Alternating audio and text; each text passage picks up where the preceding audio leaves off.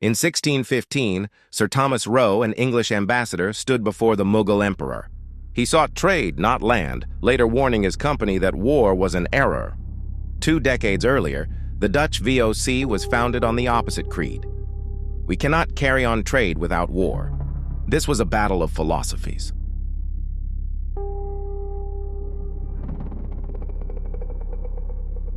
The VOC's architect of terror, Jan Pieterszoon Cohen, perfected his brutal model of control. But a century later, a reformist governor named Gustaf van Imhoff would desperately try to save the company from its own internal corruption, only to fail, proving the rot was terminal.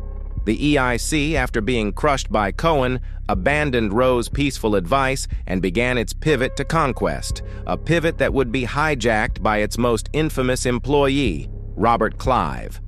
Clive wasn't just a conqueror, he was a corporate raider of breathtaking cynicism. At the Battle of Plassey, he promised a co-conspirator, Omachund, a fortune on a specially drafted fake treaty, only to reveal the real worthless one after the battle was won, driving the man insane.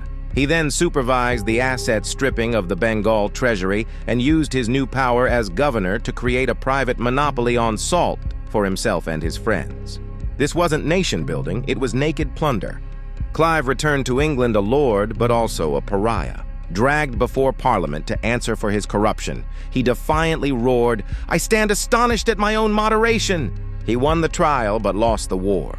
Broken by public scorn and his own lifelong depression, the conqueror of India died by his own hand. The man sent to clean up the mess was Warren Hastings, a scholar who became the EIC's first governor-general.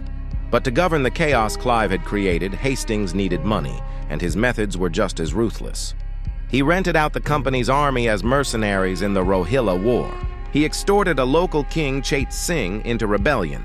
He coerced the ruler of Oudh to seize the treasure of his own mother and grandmother. This led to the trial of the century.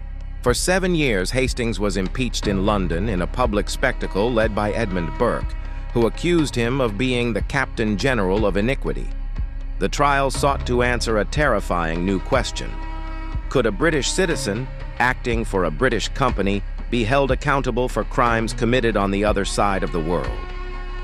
After the drama of Hastings, London sent in a cleanup man, Lord Cornwallis, the general who had just lost America. His job was to reform the corrupt administration and impose order. But even this led to the too-big-to-fail bailout that sparked the Boston Tea Party, and ultimately to the Great Rebellion of 1857 that forced the British Crown to dissolve the company and take direct control.